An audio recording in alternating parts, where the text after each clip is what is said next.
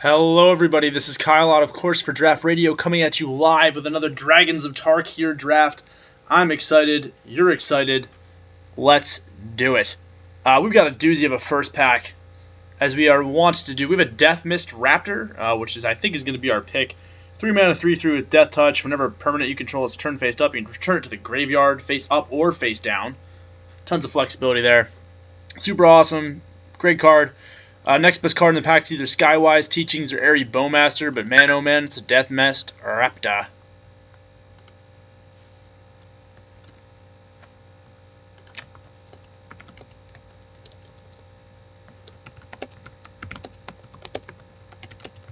Gotta see who our opponent is because one of our guys dropped. That's alright though, it happens to the best of us. This pack is not super exciting. There's Echoes of the Kin Tree, which I like as a card. It's okay if you plan on trying to do the Bolster deck. I'm not a fan of Bolster too much. I think it's kind of a slow mechanic. But there's also a Sprinting Warbrute and a Ouija-Tize Interceptor. I'm actually more partial to the Warbrute. I think this guy just gets it done. Being able to swing in every single turn with one guy, like by turn 4 or by turn 5, is just pretty much big gains. And I like red-green more than I like blue-green in this set so far. But what I was saying about Bolster is that while Bolster is a very powerful ability, it requires you to have slowed down the game to a point where you want it to be a thing. And there are certain ones, like there's the 5 mana instant that's just Bolster 4, where you bolster so many cards, like it just doesn't matter which creature gets it. But because you can't really control who gets the counters, I don't know, I feel like it's a little worse than some players like it to be. And maybe I'm wrong about that, but there's another good green cards here. There's a Lurking Arnix. Arnix. Something cool. Which is target creature blocks this creature if able. When you have creatures 8 or greater. There's also a Stampeding Elk, which I like a little bit more than I like the Larynx. I like more than I like the Lurking Larynx. And yes, folks, you did read the text on Stampeding Elk correctly. It gives all of your creatures trample, which is just absolutely insane. I think I'm going to take Guardian Shieldbearer here. It's just nice to have a card that I can use as a combat trick or as a 2-drop or as a morph. The next best card is Summit Prowlers, and I've actually seen Impact Tremors used to a lot of effectiveness in this format. I wound up splitting my last draft, pen and paper version of course, to an opponent who actually drafted a really sick black-red deck with Impact Tremors. It was very good. I'm going to grab this Guardian Shieldbearer though.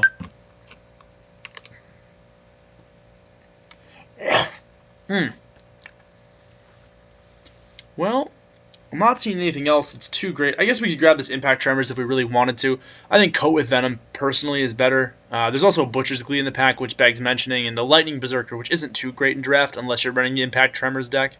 I'll take Coat with Venom. The card is just so much better than everything else in that pack.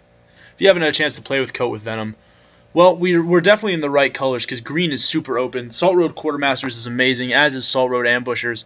I'm going to go ahead and take Quartermasters. It just does a little bit more flexible.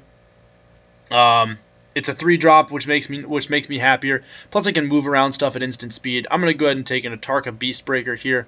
But there is an Atarka Pummeler, which is very, very good. But I just don't know if I'm in red yet or not. People keep passing me. Okay, now that's the Twin Bolt. Okay, I can take this Twin Bolt now.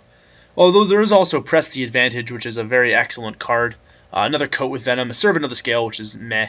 But we need some removal, and I'm happy to take Twin Bolt, so there's that.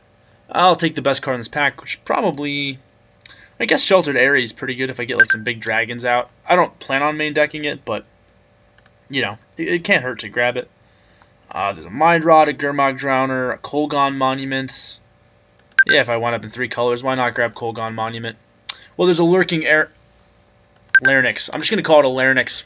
And I'm happily take Impact Tremors here, Ancestral Statue, and then Fates Forgotten. Alright, so, not too shabby.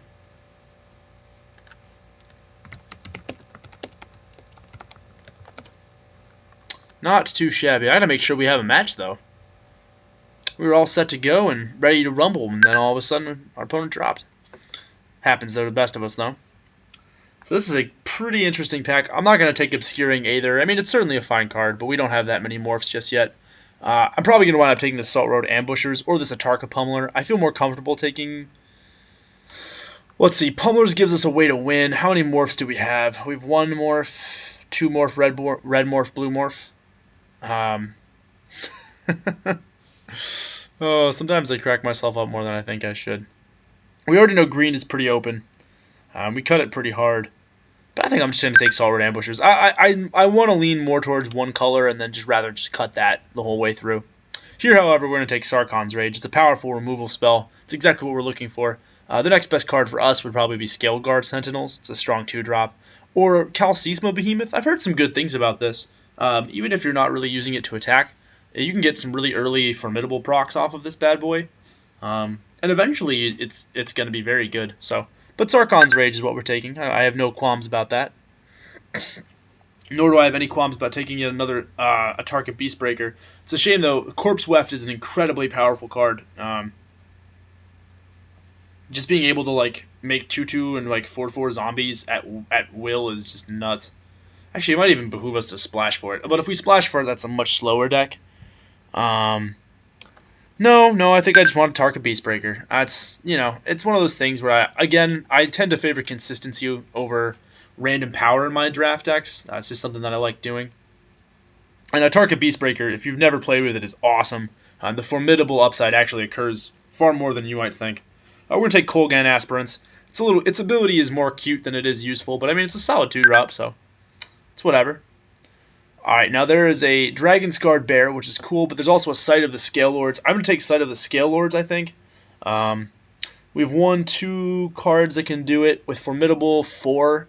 Realistically, if we Megamorph Deathmist Raptor, that's 5. I'm going to take Sight. Sight of the Scale Lords makes all of our 4 toughness stuff pretty good, if we can grab, like, basically anything with 4 toughness.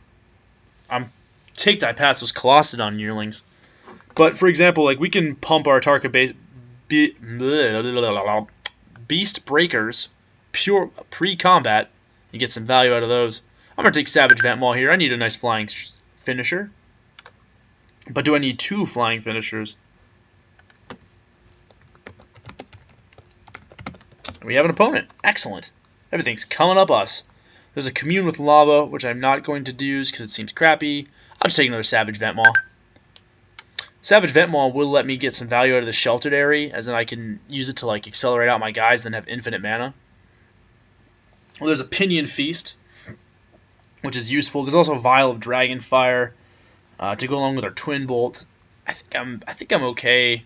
I think our early game is strong enough. Like we have 1, 2, 3, 4 solid things in the 2-drop slot, and then like realistically stuff that we can morph on top of that I don't need to take Vial of Dragonfire. I can probably get away with just taking Pinion Feast and using that to take care of big flyers that are troublesome. Updraft Elemental, Reckless Imp. I'll take the Reckless Imp. There's really nothing else in there that I want.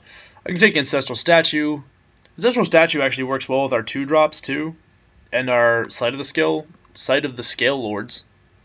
But I don't want too many of those. I'll probably just take this Mind Rot, probably.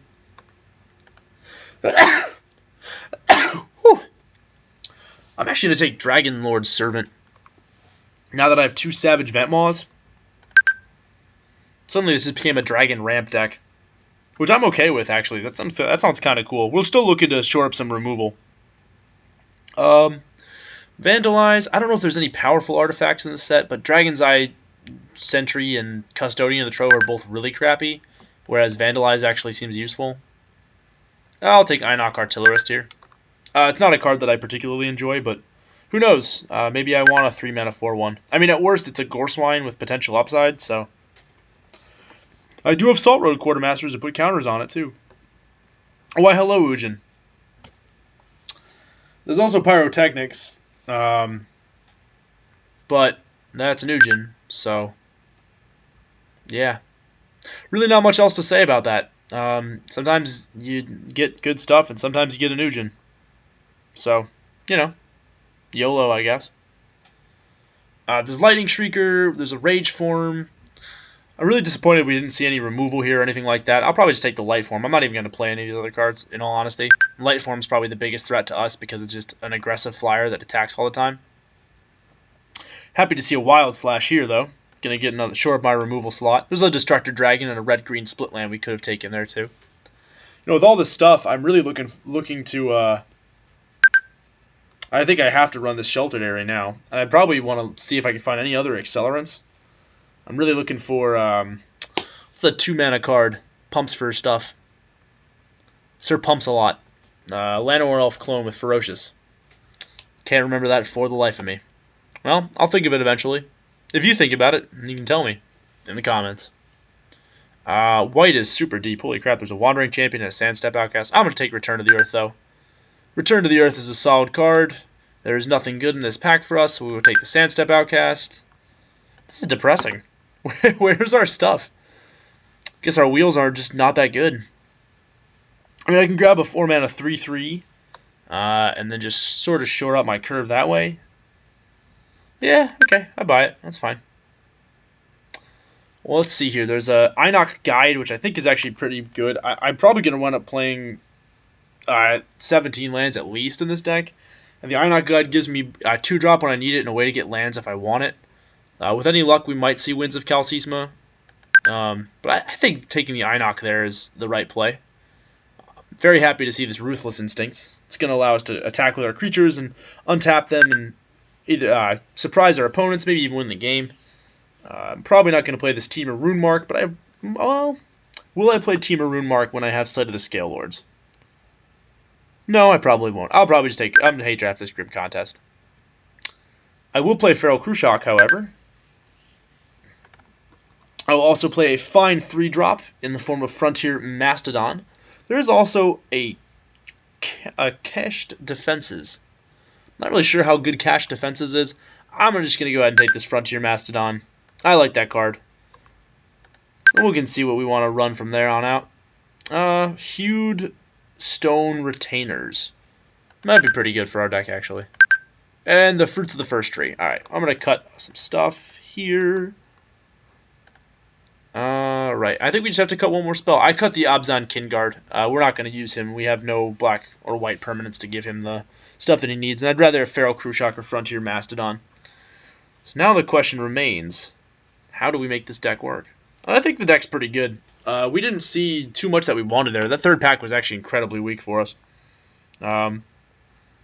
Very surprising, actually. Very, very odd. We didn't see very much that we wanted, but that's all right. Our deck is pretty decent. I mean, we've got some good bombs. My only concern right now, I know I'm saying my deck is pretty decent, and I've got, like, an Ujin. I know. But really, realistically, though, the thing that I'm thinking about is, you know, do we have what we need to survive long enough to make the Ujin and, like, the Sight of the Scale Lords relevant cards? I think we do. I think our 2-drop slot's pretty strong enough to get us through to the main game. I mean, Einok Guide, 2 Beast Breakers, you know, Deathmist Raptor at turn 3, and then Dragon Lord Servant. I think we're all right. I'm actually going to take Impact Tremors out. I don't think it's very good in our deck. We don't have that many cheap stuff. We're not looking to, like, ping them to death. We don't have a lot of dash to, like, reoccur Impact Tremors and make it that big. I really think that we're actually going to be okay with this. I'm probably going to go a 7-10 split, focusing 10 for the lovely, lovely forest, and then 7, of course, for our mountains. I had to, like, focus on every word in that sentence, otherwise I'd be, like, word vomit everywhere. This is not what I want. That was a standard deck we were playing around with. I think it's fine. I think I can delete Quest Magic at this point. We did do Quest Magic for a little bit. It was sadly not very well received by fans and viewers, which is certainly understandable. It's an odd way of playing Magic for sure. Now, I guess the other thing that we can think about doing is I can actually think about siding in Einok Artillerist or maybe this Ancestral Statue. Ancestral Statue does let me get a little more value out of Einok Guide. It also lets me get a little bit more value out of Guardian Shieldbearer. So let me get any value out of anybody else? Not really. So it's not really worth running. The other thing I'm thinking about running is we have 1, 2, 3, and then 4, 5, 6, 7, 8. 8 cards that are at 2 spot or less. So it may actually behoove us to run Hewed Stone Retainers.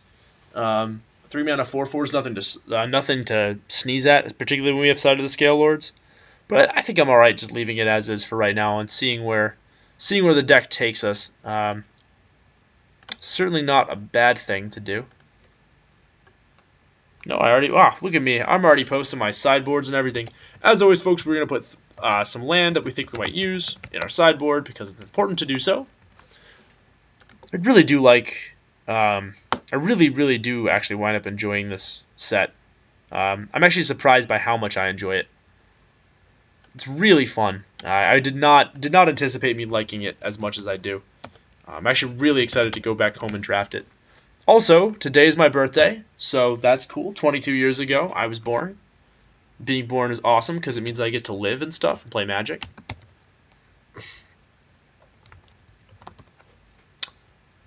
Oh no, it's gotta be Jank Ship Troopers. I just watched Starship Troopers too. Random tangent there, but I did. It was very good. I was surprised actually at how much it was excellent. Alright folks, our deck is made. I am excited and we are ready. I will see all of you fine folks in round 1.